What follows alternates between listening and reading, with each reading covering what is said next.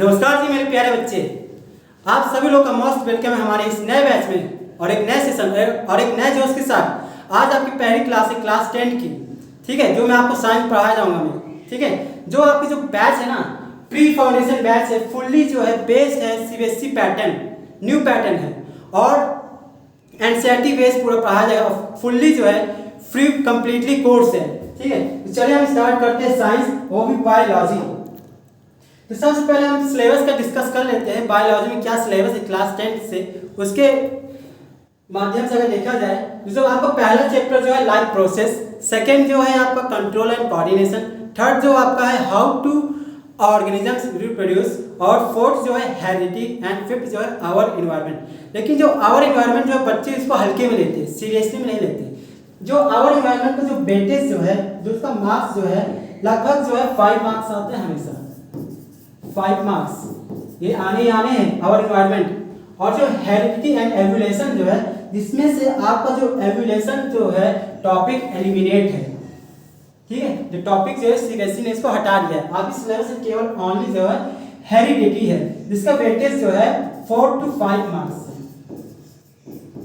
ठीक है। और नाउ डिस्कस हम करते हैं हाउ टू ऑर्गन रिप्रोड्यूस, इसका जो वेटेज जो है 7 to 8 मार्क्स।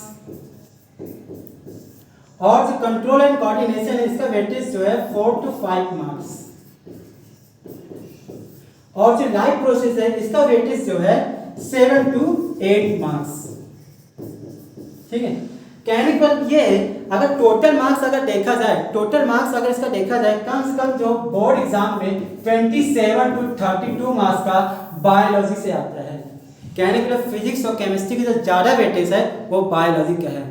और जिसमें से जो 2 चैप्टर्स है लाइफ प्रोसेस और हाउ टू ऑर्गेनिज्म रिप्रोड्यूस, ये बायोलॉजी का सबसे लंबा चैप्टर है, ठीक है। तो इसको हम डिस्कस करते हैं। आपको पहला चैप्टर जो है लाइफ प्रोसेस, ठीक है। लाइफ प्रोसेस जो है कॉम्बिनेशन ऑफ 3 और 4 चैप्टर्स है, जो आपने 7, 6, 8 क्लास में पढ़ा था। जैसे कि रेस्पिरेशन हो गया, सर्कुलेशन हो गया, एक्सक्रीशन हो गया, ये सब आप अलग अलग चैप्टर में पढ़ते थे। तो वही सब चैप्टर्स को कंबाइन करके एक नया चैप्टर बना दिया लाइफ प्रोसेस, जिसमें आपको इस लाइफ प्रोसेस में आप क्या क्या पढ़ोगे, जैसे कि न्यूट्रिशन, ठीक है। न्यूट्रिशन 2 टाइप्स के हैं, एक है प्लांट न्यूट्रिशन और एक है एनिमल न्यूट्रिशन, ठीक है। सॉरी, जो मोड ऑफ न्यूट्रिशन है वो 2 टाइप्स के, एक है ऑटोट्रॉफिक्स और हेटेरोट्रॉफिक, जिसमें हम डिस्कस करेंगे कि आपको क्या क्या टॉपिक जो है लाइफ प्रोसेस में है, जैसे कि plant nutrition, animal nutrition, respiration, circulation, blood, excretion, transportation in plant. ये सब सारे टॉपिक जो है इसमें कवर किया जाएगा और फुल्ली डिटेल में इसको हम पढ़ेंगे, ठीक है। तो हम पहला टॉपिक स्टार्ट करते हैं न्यूट्रिशन। देखिए, सबसे पहले आपको समझना होगा डिफरेंसेस क्या है, न्यूट्रिशन और न्यूट्रिएंट में क्या डिफरेंस है। देखिए, न्यूट्रिशन क्या है, एक प्रोसेस है intake of food into the body, यानी कि जब हम खाने को आप खा रहे हो, उसको एक प्रोसेस है, उसे हम न्यूट्रिशन कहेंगे। और वही फूड जो है हमारे बॉडी में यूटिलाइज होता है, ठीक है, for the growth, for the repair, for the development, ठीक है। और न्यूट्रिएंट क्या है, व्हाट इज न्यूट्रिएंट? ये कंपोनेंट ऑफ फूड्स है, ठीक है। ये कंपोनेंट्स ऑफ फूड है हमारे शरीर के लिए, जो सर्वाइव करते हैं हमारे लिए। वो कंपोनेंट्स ऑफ फूड क्या है, जैसे carbohydrates, proteins, fats, vitamins, waters, ठीक है। These are the components of food. I hope आपको डिफरेंस समझ में आ गया होगा, व्हाट इज न्यूट्रिशन और व्हाट इज न्यूट्रिएंट। अगर इसको मैं लिखना चाहूंगा, मैं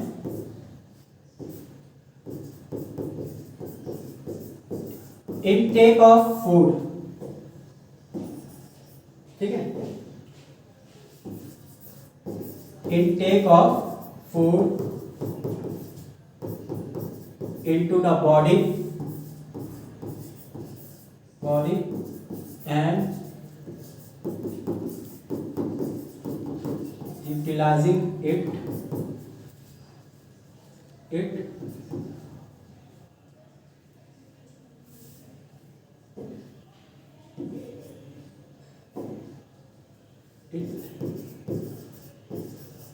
एनर्जी, ठीक है। जो हमें एनर्जी मिलेगा in the form of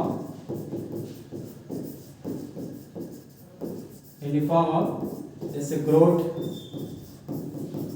ठीक है, रिपेयर, ठीक है, एटीसी। ये आपका न्यूट्रिशन है। एक है प्रोसेस, एक प्रकार का प्रोसेस जब हमारे शरीर जो है खाने को खाते हैं। अब न्यूट्रिएंट क्या है? What is nutrient? न्यूट्रिएंट वो है जो हमारे कंपोनेंट ऑफ फूड है, कंपोनेंट्स ऑफ फूड है, ठीक है, आवर बॉडी के लिए, in our body to survive, जीने के लिए, टू सर्वाइव, ठीक है। वो कंपोनेंट ऑफ फूड क्या है? ठीक है, जैसे कि कार्बोहाइड्रेट, कंपोनेंट ऑफ फूड, ठीक है, कंपोनेंट ऑफ फूड, जैसे कि कार्बोहाइड्रेट हो गया, ठीक है। सेकेंड क्या है आपका? प्रोटीन हो गया। थर्ड आपका क्या है? फैट हो गया। ये जो कार्बोहाइड्रेट, प्रोटीन, फैट क्या है? ये हमें एनर्जी देते, गिव्स एनर्जी, गिव्स एनर्जी, ऐसा वैसे। और जो वाटर से, मिनरल्स है और विटामिन है, ये भी क्या है? कंपोनेंट ऑफ फूड है, लेकिन but does not gives energy, does not give energy, ठीक है, लेकिन ये हमारे बॉडी के लिए एसेंशियल है, इंपॉर्टेंट है, ठीक है। ये था आपका न्यूट्रिएंट। आई होप आपको डिफरेंसेस समझ में आ गया होगा, न्यूट्रिशन और न्यूट्रिएंट क्या होता है। अब नेक्स्ट पॉइंट पे आते हैं अपना, जो है mode of nutrition. Mode of nutrition की बात करें, there are two types of nutrition. पहला क्या है? ऑटोट्रॉफ, और सेकंड क्या है? हेटरोट्रॉफ। देखो नाम ही आपको मालूम चल रहा होगा, ऑटो मीन सेल्फ, और ट्रॉफिक मीन्स फूड, और हेट्रो मीन्स डिफरेंट, और ट्रॉफिक मीन्स फूड। कहने का मतलब ये है, ऑटोट्रॉफिक मतलब कि नाम ही मालूम चल रहा है, auto means self,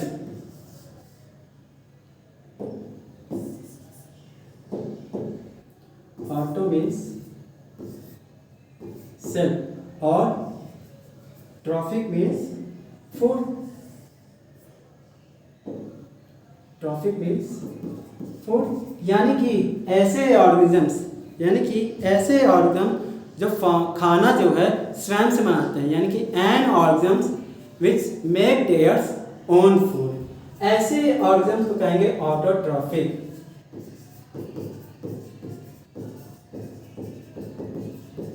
N organisms which makes their own food. अब हेटरोट्रॉफिक मतलब क्या होता है? Hetero means different, hetero means different, और ट्रॉफिक मीन्स फूड। देखो केमिस्ट्री में एक है होमोजेनियस और हेट्रोजेनियस, इसमें कंफ्यूजन बहुत होता है, इसलिए आपको रूट वर्ड आपको समझना होगा। हेट्रो मीन्स डिफरेंट और होमो मीन्स सेम, ठीक है। तो कहने का मतलब ये कि ऐसे ऑर्गेनिजम्स जो स्वयं से खाना नहीं बनाता, वो डिपेंड है अदर ऑर्गेनिजम्स, यानी कि an organisms,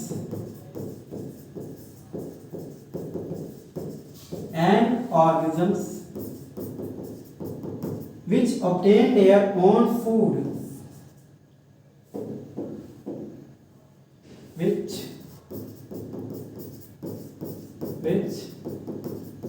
obtain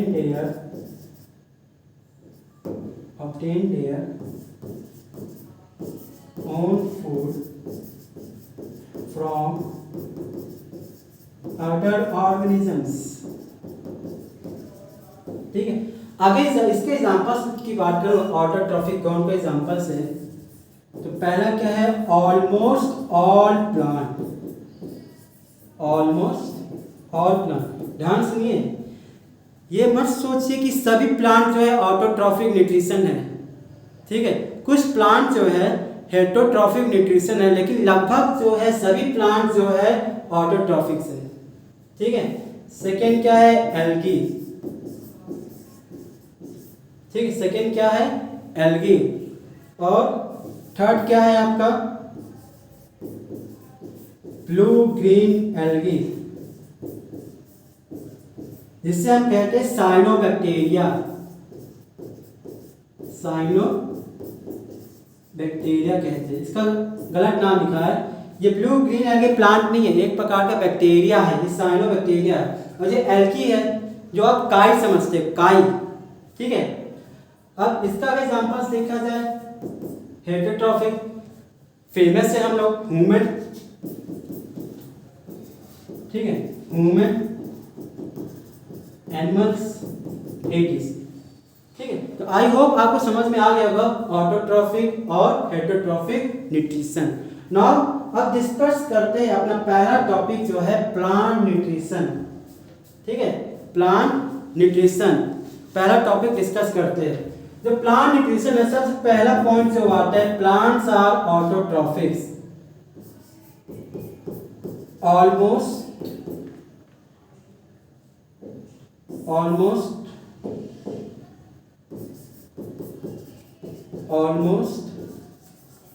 all plants are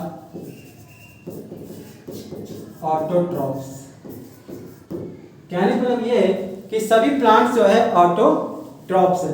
ठीक है, लेकिन कहने का मतलब अब आपसे सवाल ये है, ऑटोट्रॉफ्स है यानी कि प्लांट जो है मेक देयर ओन फूड, यानी कि plants make their own food, but how plants make their own food, plants कैसे खाना स्वयं से अपने लिए बनाता है। तो पहला आपका सवाल तो यही हो गया कि how plants make their own food, ये आपका क्वेश्चन है कि कैसे। तो प्लांट्स जो है स्वयं से जो खाना बनाता है by the process of photosynthesis, ये यहाँ पे लिखा भी था, अब इसको देख के आंसर दे भी सकते थे। यानी कि plants make their own food by the process of photosynthesis.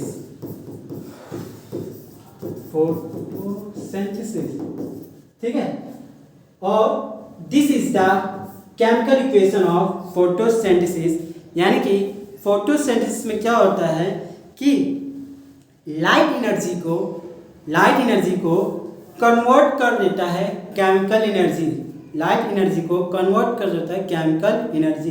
देखिए यहाँ पे लिखा है CO2 यानी कि carbon dioxide, water in the presence of sunlight and chlorophyll क्या फॉर्म हो जाएगा, स्टार्च, इसे हम कहें ग्लूकोज और कार्बोहाइड्रेट भी कहते हैं, इसलिए कंफ्यूजन नहीं है ना, इसको ग्लूकोज भी कहेंगे, स्टार्च भी कहेंगे, कार्बोहाइड्रेट भी कहेंगे। और क्या रिलीज करेगा, ऑक्सीजन, ये ऑक्सीजन को एटमॉस्फेयर में रिलीज कर देगा। वह प्लांट तो बहुत ही काइंड है, कार्बन डाइऑक्साइड को ले रहा है और ऑक्सीजन को छोड़ रहा है ना, ऐसा होता है। तो ये क्या है, this is the chemical equation of photosynthesis. अब सवाल ये बनता है कि आपसे ये बनता है कि फोटोसिंथेसिस जो है कहाँ पे होता है।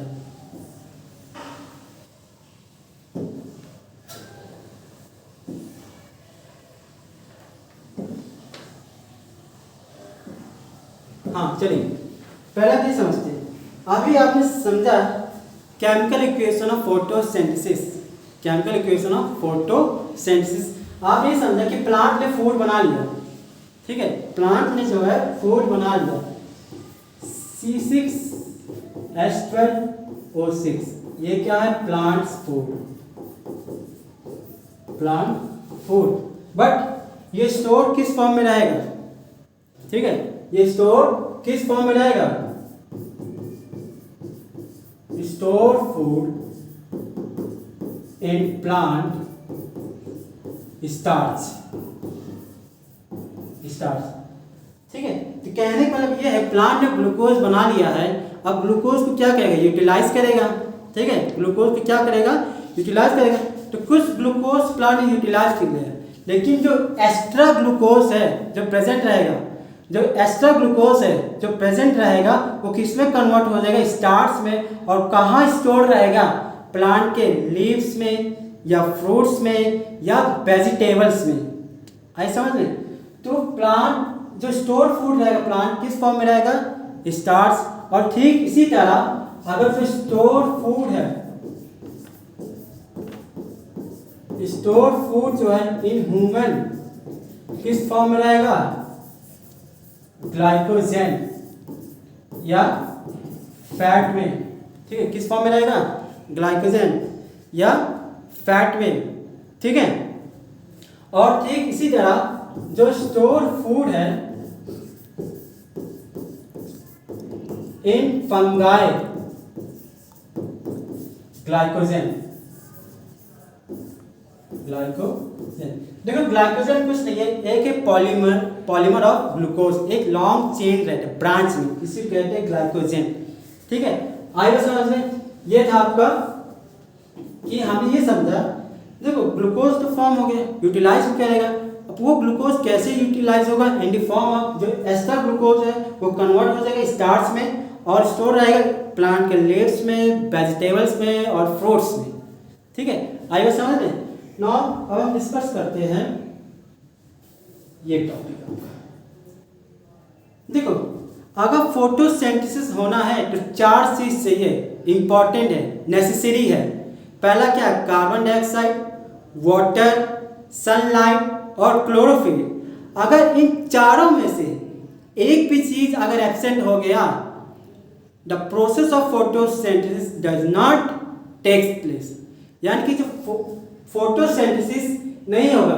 तो चारों के चारों जो है, अगर फोटोसिंथेसिस का प्रोसेस होना है तो 4 चीज चाहिए, carbon dioxide, water, sunlight and chlorophyll. अगर इनमें से एक भी चीज अगर एब्सेंट हो जाएगा तो फोटोसिंथेसिस नहीं होगा। अब आप डिस्कस करते हैं raw materials of photosynthesis. Raw materials of photosynthesis, raw materials of photosynthesis. जैसे मान लीजिए आपको घर में अगर चावल बनाना है तो रॉ मटेरियल्स क्या है, कच्चा राइस और पानी, these are the raw materials.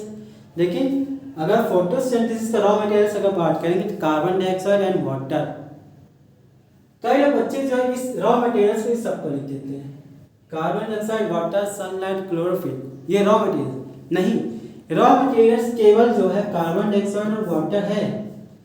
ये 4 चीज चाहिए अगर फोटोसिंथेसिस अगर होना है तो कार्बन डाइऑक्साइड, सनलाइट, क्लोरोफिल और वाटर चाहिए। अगर नहीं होगा, एक चीज अगर एब्सेंट हो जाए फोटोसिंथेसिस नहीं होगा। ठीक है, अब एक से आपसे सवाल है, एक से आपका सवाल है कि अगर आर्टिफिशियल लाइट, क्या आर्टिफिशियल लाइट में फोटोसिंथेसिस होगा, बोलिए होगा कि नहीं होगा। आप कहोगे, अगर जिन्हें लगता है यस वो कमेंट करेंगे यस, और जिन्हें लगता है नो वो कमेंट करेंगे नो। लेकिन जो सही आंसर है, मैंने क्या कहा, फोटोसिंथेसिस क्या चाहिए, कार्बन डाइऑक्साइड, वाटर, सनलाइट और क्लोरोफिल। और लाइट चाहे वो आर्टिफिशियल लाइट क्यों ना हो, फोटोसिंथेसिस होगा। ठीक है, आइए समझ में।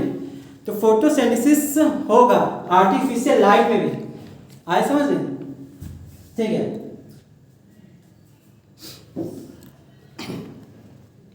अब कुछ एक्स्ट्रा नोट समझ लेते हैं। ठीक है, कुछ जो है एक्स्ट्रा नोट आप समझ लेते हैं। ठीक है, पहली बात ये समझेंगे,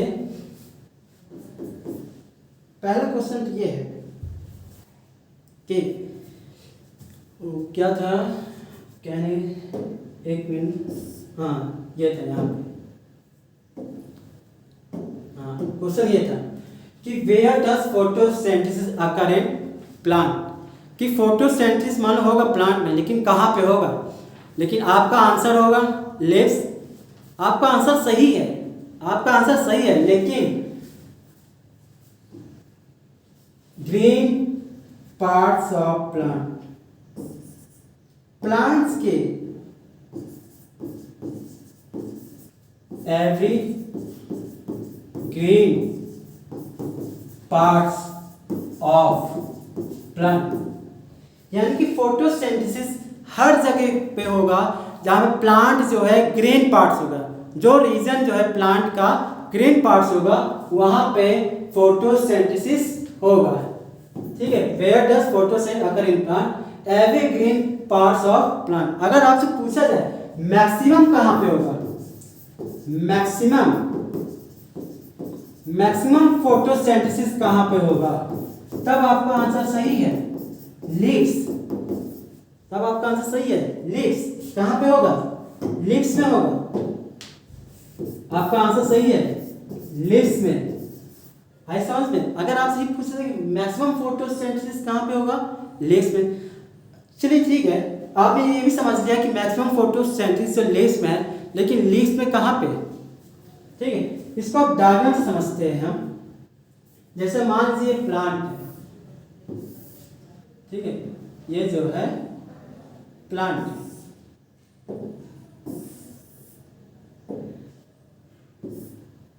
ये प्लांट है, ठीक है, और ये लीव है।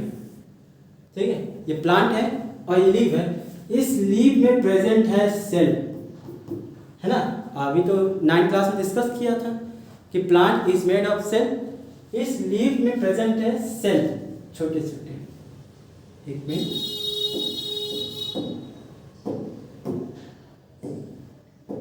लीव्स। इस लीव्स में से ये सेल है आपका, इस सेल को मैंने जूम किया, इस सेल को मैंने जो है जूम किया, सेल को मैंने जो है जूम किया, तो सेल का स्ट्रक्चर कैसा रहेगा प्लांट का, कमेंट करिए। Hexagonal, hexagonal.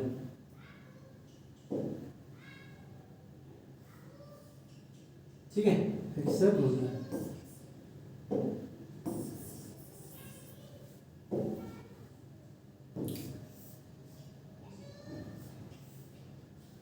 ठीक है, हेक्सागोनल। अगर आपसे सवाल है फोटोसिंथेसिस मैक्सिमम कहाँ पे होगा, लीव्स में, लीव्स में कहाँ पे होगा, सेल में, सेल में कहाँ पे होगा, सेल में कहाँ पे होगा, प्लास्टिक्स। इसको मैंने जूम किया, इस प्लास्टिक को मैंने जूम किया। ठीक, इस प्लास्टिक मैंने जो है जूम किया। ये क्या है आपका प्लास्टिक्स, प्लास्टिक, ये जो है आपका प्लास्टिक्स। ठीक है, प्लांट में प्रेजेंट है प्लास्टिक। इस प्लास्टिक को मैंने जूम किया। ठीक है, प्लास्टिक में कहाँ पे, जब इसको जूम किया, क्लोरोप्लास्ट,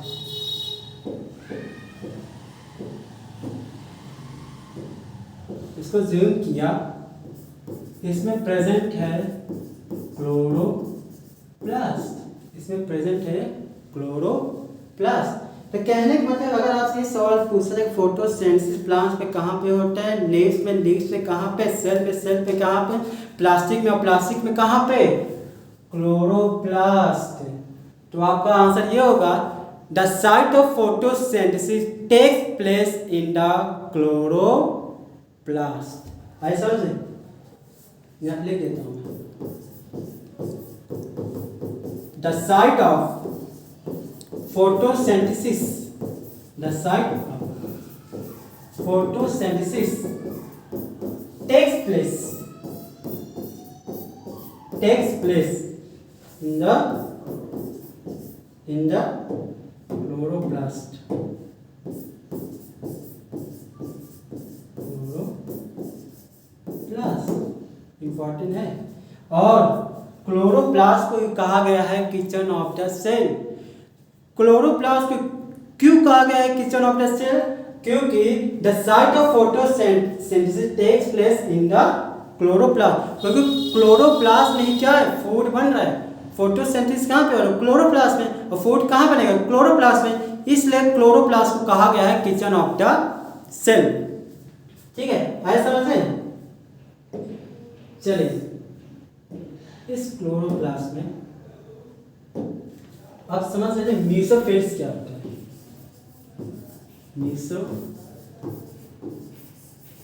मेसोफिल्स क्या होता है? मेसोफिल्स कुछ नहीं होता है कि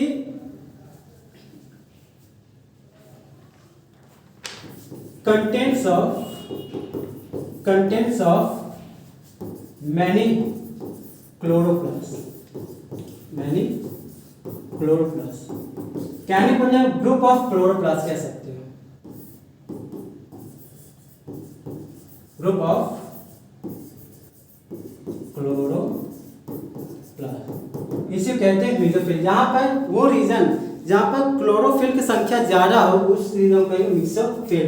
ठीक है, अब समझते हैं आपका सवाल जो है कि क्लोरोप्लास्ट जो है ग्रीन कलर क्यों है? क्लोरोप्लास्ट जो है ग्रीन कलर क्यों है? Due to presence of chlorophyll. Chlorophyll क्या है? एक प्रकार का पिगमेंट है, ठीक है, जो प्लांट को ग्रीन कलर देता है। आई समझ में?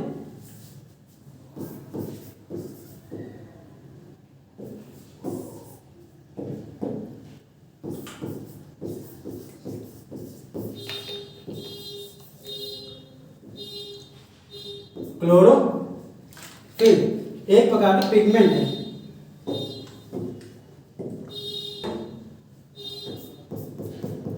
इट इज अ पिगमेंट, ठीक है, इट इज अ पिगमेंट। इसीलिए जो क्लोरोप्लास्ट है वो ग्रीन कलर का रहता है। आई समझ में? अब देखिए जो क्लोरोप्लास्ट है, जो क्लोरोप्लास्ट उसमें कौन सा मेटल जो है रहता है? क्लोरोप्लास्ट में कौन सा मेटल्स रहता है? कुछ फैक्ट के बारे में जान लेते हैं। कुछ फैक्ट्स के बारे में जान लेते हैं, ठीक है, कुछ facts.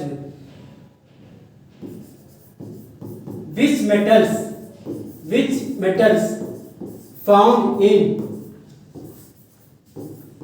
chloroplast? Which metals found in chloroplast? Chloroplast में कौन से मेटल्स फाउंड है? आप कहोगे magnesium,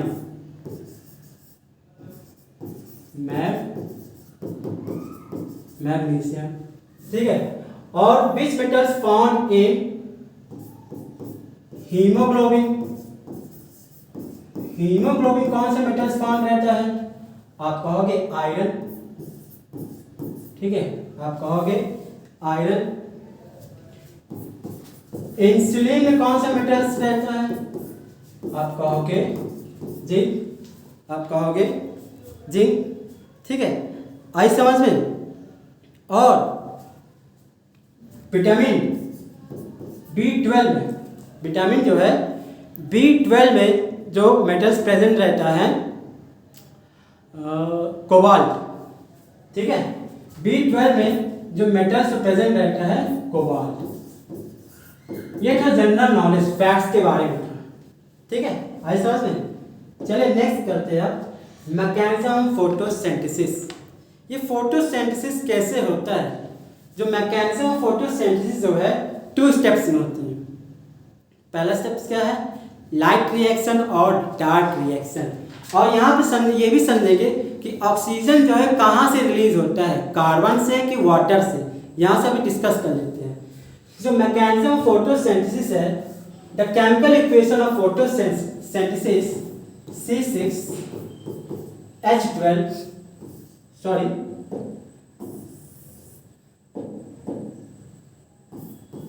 CO2 plus H2O in the presence of sunlight and chlorophyll क्या फॉर्म हो जाएगा? C6H12O6 plus O2। बैलेंस कर लेंगे बाद में, पहले समझिए, ठीक है। तो फोटोसिंथेसिस प्रोसेस में 2 स्टेप्स रहते हैं, एक है लाइट रिएक्शन और एक है डार्क रिएक्शन। अब पूछोगे लाइट रिएक्शन क्या है? अगर मैं पूछूंगा लाइट रिएक्शन कब होगा, ये रिएक्शन कब होगा, डे में कि नाइट में? तो नाम से लिखा हुआ लाइट, यानी कि जरूर डे में होगा। लेकिन अगर आपसे ये पूछूं कि डार्क रिएक्शन कब होगा, डे में या नाइट? डार्क, यानी कि आपने कहा हुआ आंसर आप नाइट में नहीं। फोटोसिंथेसिस कब होगा, डे में कि नाइट में? आप कहोगे in the presence of sunlight. Sunlight कब प्रेजेंस है, डे में। तो जाहिर सी बात है तो लाइट रिएक्शन और डार्क रिएक्शन डे में तो होगा। ठीक है, अब इस समझेंगे कौन सा रिएक्शन, क्यों इसको लाइट रिएक्शन कहते हैं, क्यों इसको डार्क रिएक्शन कहते हैं।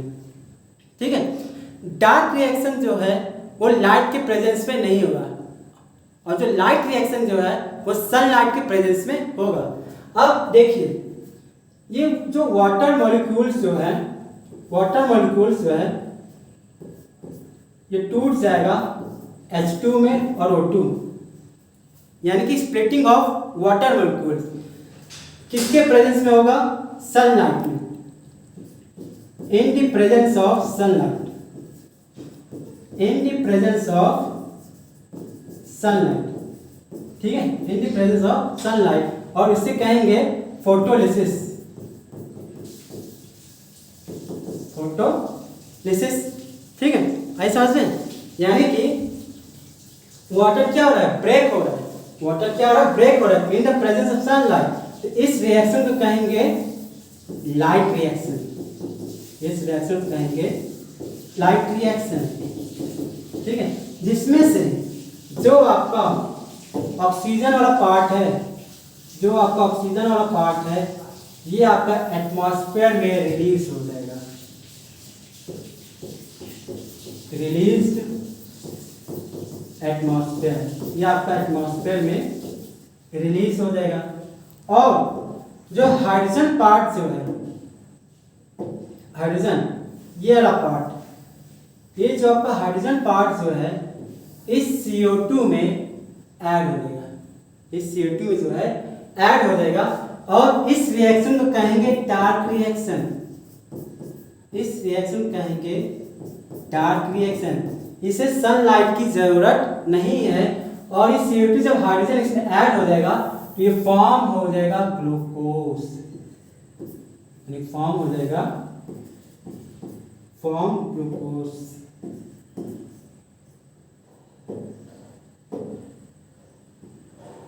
फॉर्म हो जाएगा ग्लूकोज में, फॉर्म्स हो जाएगा ग्लूकोज में। ये हाइड्रोजन कार्बन डाइऑक्साइड में ऐड हो जाएगा और फॉर्म हो जाएगा ग्लूकोज में। ये था mechanism of photosynthesis. I hope आपको डार्क रिएक्शन भी और लाइट रिएक्शन में आपको समझ में आ गया होगा, और आपको मैकेनिज्म ऑफ फोटोसिंथेसिस भी समझ में होगा। तो आज की क्लास जो है यहीं पे समाप्त करते हैं। अभी हम डिस्कस करेंगे आगे की क्लास में स्ट्रक्चर ऑफ क्लोरोप्लास्ट। तो मिलते हैं हम कल। अगर आपको कोई भी डाउट है तो आप कमेंट करके ज़रूर मुझे बताइएगा। आई होप आपके सारे जितने भी डाउट हैं आपको क्लियर हो गए होंगे। चलिए हम मिलते हैं अगली क्लास में। जय हिंद।